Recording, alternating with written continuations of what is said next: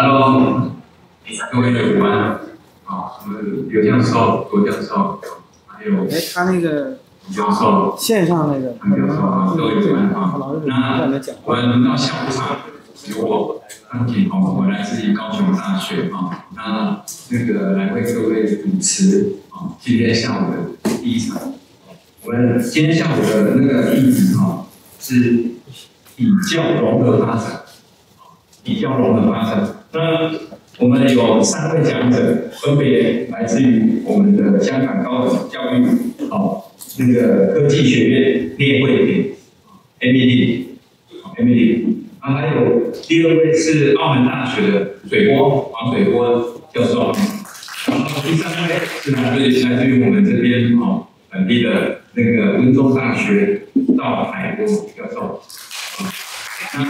等一下，我们的那个聂教授，聂老师，他是用英文，用英文来为各位演讲那就是我们还会有一个很专业的罗建南罗老师罗教授来为我们在重要的部分为大家就是翻译一下因为他很清楚那个我们聂老师要讲的这一部分。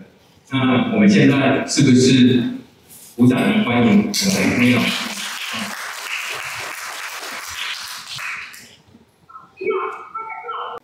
？Okay, sorry, my Mandarin is not good, so I have to speak in English. That's my name. This is where I work with Professor Ko. This is a bit of my background. So I've been in education for a while. Most of my education is abroad, so not really in Hong Kong. But I'm now doing my doctorate at the University of Hong Kong, so technically it's stayed in Hong Kong a bit longer. This is just a very quick intro of what I'm working at. So I really work at the THEI. And then the Education University, I teach a master's course there. And my other community service is really to help the Hockey Association. So I'm now the vice president of the Hockey Association. That's a picture of me going to Hangzhou last month. So quick intro. So my just talking about the development of a sports degree in Hong Kong and just using where I'm working at to give you a bit of an example of how we try and develop our program. It's a little different, I think, in China, obviously, and all the other places of the world. But in Hong Kong, mainly, we have 4 different categories. You have the UGC, which is the funded universities, which you do a lot of research. You get a lot of University of Hong Kong, etc. I'll go through the list in a moment. You have the self-funded institutions where they students pay full price to get into university to study, and then you have the public institutions where Metropolitan University, formerly known as the Open University of Hong Kong, is a government entity, and then you also have the sub-degree programs where you have the high diplomas, and all of that. Okay, so it's a very systematic way of getting into university and getting a degree. So just to give you a bit of a glimpse of what kind of universities have sports degrees. So University of Hong Kong used to have a sports degree. They don't have that anymore. It's now closed down. But Chinese universities, Baptist universities, they both have bachelor's degree. And then the other 3 universities that are under UGC, they focus on research. They don't offer a sports degree anymore. Okay, and then there's another 2 universities, but they're called public universities. But they've only just recently, and I mean quite recently, turned into a proper university offering sports degrees. So there's only 4 universities under the UGC in Hong Kong that offer sports degrees. And then you have all of the other private institutions. We have so many in Hong Kong. It's such a small place. We have a lot of colleges. So this is where I work at, and we offer a Bachelor of Social Science in Sports and Recreation Management. But we also are preparing to offer another degree called sports coaching, pulling out a specialism to just do sports coaching. I'll explain a little bit more about our program in a moment because that's our niche. So I think it's really important that, because there's so many, I mean, there's 4 universities out of 8 that offer sports program in Hong Kong. We are not a university, but we are an institution, higher education institution, where we can become applied learning degree university in the future.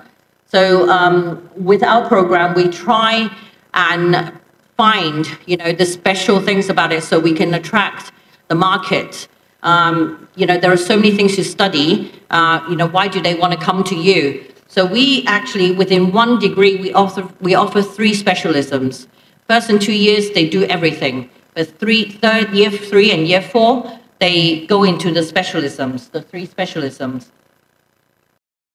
And in order to have a niche, okay, holistically, each of our specialisms is professionally recognized. Okay, not a lot of programs in Hong Kong or in Asia are professionally organized. So for sports therapy, we are recognized by the Society of Sports Therapists in UK. Coaching, we are recognized by the NSTA in the US. Sports management, we're also a corporate member of the Recreation Management Association in Hong Kong. So professional recognition for a program is really important for that program to thrive. Also, is teaching staff. Each of our staff has extensive network in the industry. A lot of the connections, which I will show you, we are part of associations. So I'm vice president in one of the national sports associations. My 2 bosses, they are like chief de maisons in the Hong Kong team. A lot of us are Hong Kong team leaders in international teams. So I think teaching staff is really, really important as a niche holistically. And also, this is what I want to show you today mainly is we have to do 250 hours each student in order to graduate. And we have over 100 collaborations in Hong Kong each year, and it grows, okay? And we have a graduate employment of 95%. It's because that they don't just learn theory. It's not just you sitting there learning theory. You go out and you do work, and you go out and you get into the industry. And I will show you a lot of examples today about that. So we first start with, we have taster programs, where we invite secondary school students to come in, have a taste of what our program is like. They can try out for a 2-hour lesson, so they know what they're doing. So these students have come to do sports therapy, to just have a taste of what sports therapy is.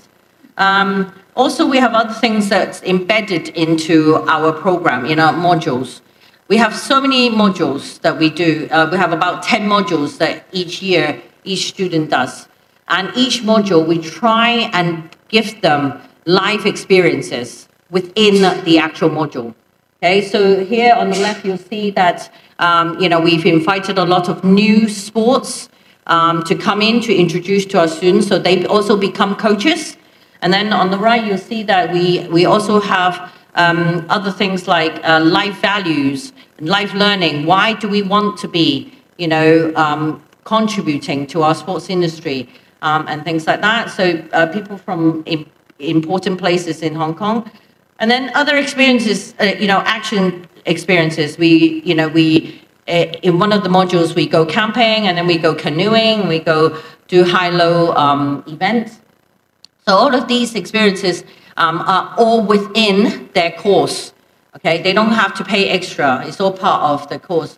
And then we also try and do site visits as well, because as I was saying to you, finding niche holistically is not just the admission, introducing to potential students from secondary school. It's also the teaching staff. It's also professional recognition, but it's also for us to go out and see what's out there, what's in Hong Kong, okay? So so these are the two photos that we went to the football club, very prestigious club in Hong Kong, and also the riding for the Disabled Association, where students had a chance to ride the ponies or take care of the ponies and the horses.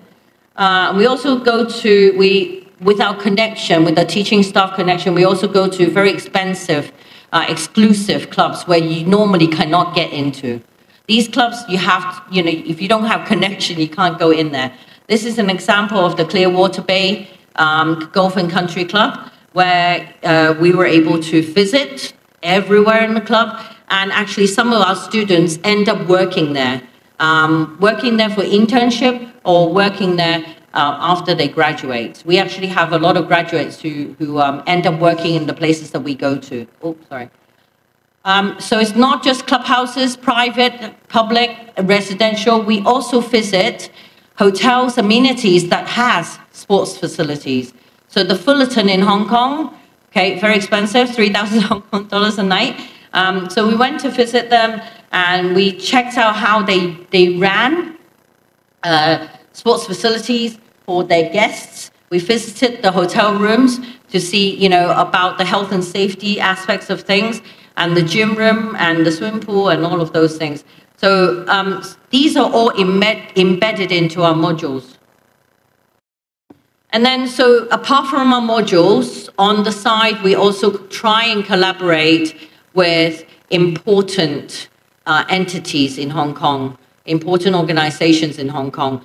So for example, Kai Tak Sports Park is going to open next year in 2025, Kai Tak Sports Park. So if you go to Hong Kong, you'll see it in Kowloon. And this was one of the events where we get our students to start to plan, and they have to rehearse. They have to do a rehearsal on how to set up the rules and everything. And then when they actually get to the event, they have to do their own media. They have to promote it themselves and to get the public to participate. So these are life experiences that you cannot buy from, you can't just walk up to Kai Tak Sports Park and say, oh, can I have a job? And many other partners as well. As I was saying to you, we have over 100 partners. So we try and visit and see as many things as possible. In this picture, you see a lot of our graduates. So with the development of a sports program, another very important thing is alumni. If you can keep your graduates in contact with you, they are actually your future employers. Okay, having that holistically, so going from secondary school, we're attracting them into our program, becoming our students, becoming our graduates, becoming the important people in the sports industry, and then coming back to give to our own students. That's what we call holistic. We try and be able to link as much as possible within the sports industry. So it's not just about theory, okay? So this is most recent. This is last week, actually. Last week, we helped to host one of the Run for Wellness in Western Kowloon Park. So a lot of the organizers, so you see a group of helpers and organizers are our students. We try and send them out, so it's not just a module, it's also any other experience that they can get their hands to. So they have a full CV by the time they graduate. And then outside of the modules, as I was saying to you, we collaborate with our partners, but we also try and actively participate in local events. Events in, Education Expos, events that we, our own government entity organizes. We actively participate so that we can be seen within the sports industry as much as possible. So this is really, really important part as well. And then lastly is international events. It's very, very important for our students to be part of international events. And because we have a great team of teaching staff with lots and lots of network, we have managed to participate in one of the biggest tournaments in Asia. So this was held last year, at the end of last year, the Snooker Masters. So we had over 60 students helping within that event. Okay, and another event is the Asian Championships. This was even more special because with 63 students helping, we were the only institution that they asked to help out. The other institutions were not invited to help, so we actually did very, very well to keep that connection and keep that in the industry. That's the Hong Kong team bowling. And of course, lastly, the rugby sevens. With the steps of you building that program. This is one of the events that we, as a program, are very, very proud to be part of. Rugby Sevens is, one of the biggest stage for rugby in Hong Kong, and our students are able to help out. So in the middle, you can see they're not really visible, but they are helping with the emergencies. And then we have students on this side helping with the anti-doping section. So it's all very, very memorable. I think in Hong Kong, having that niche of developing a sports development program is not just about the academic side of things. We can do a lot of research, but actually having students to be able to be part of the sports industry is, one of the most important for us. Okay, so this is it from me. Would you like to add a bit more? Sure. 我很快用几分钟跟各位很快讲讲刚刚我们聂老师讲的一些内容啊。大家很熟悉他的这个腔调是英国腔是吧？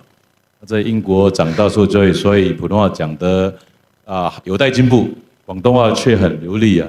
好，那么简单而言，基本上呢，在香港有5所大学有开办这个体育运动相关的这本科的这个科系包括这个香港浸会大学，包括香港中文大学，包括香港教育大学，还有香港都会大学，以及我们香港高等教育科技学院。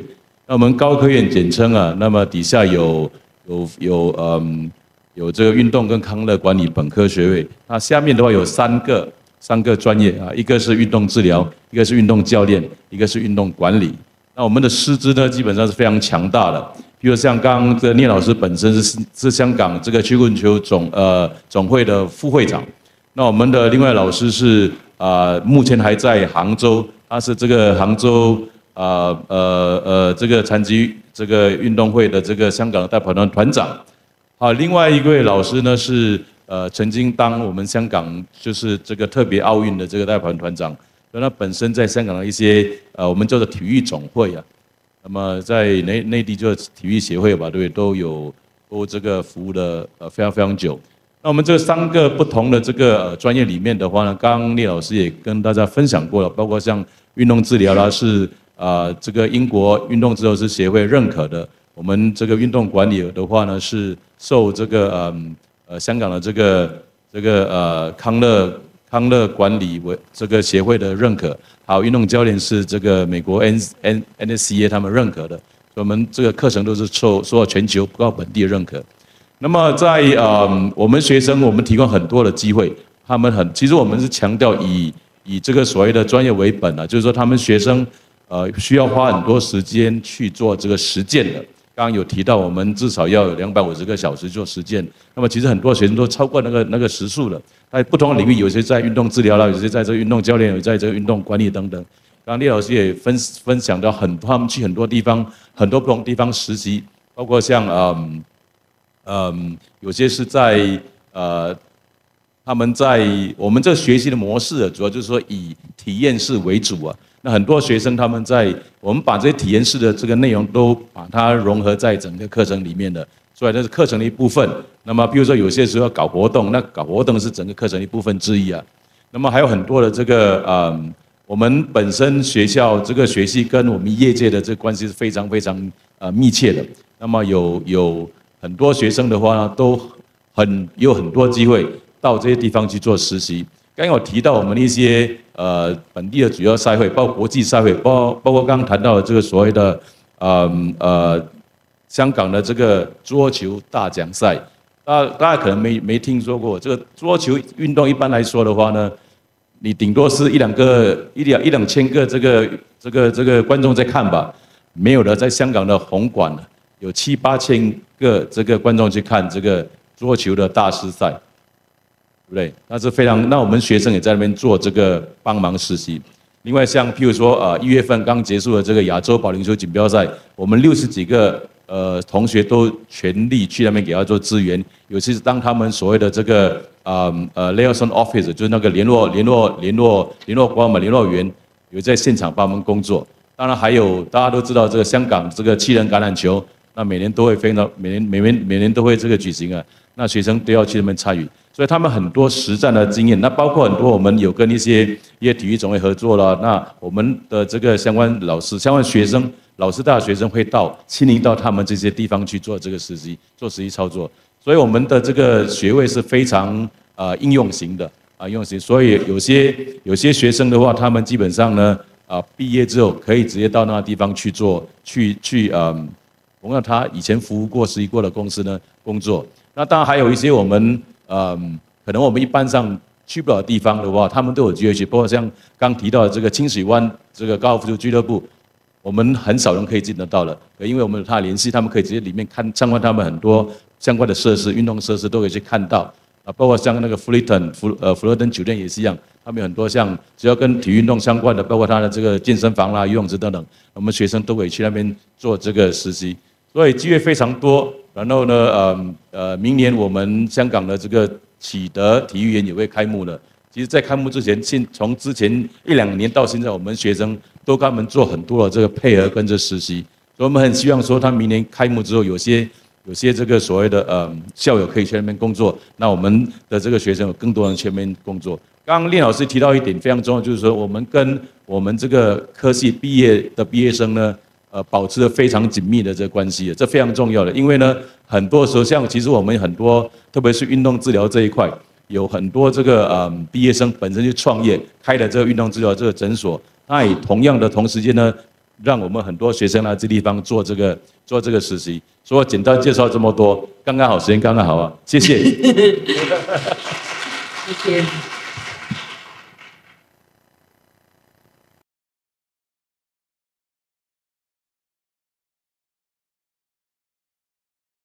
好，谢谢 Amy 很精辟的那个介绍香港这边，还有谢谢左教授哈。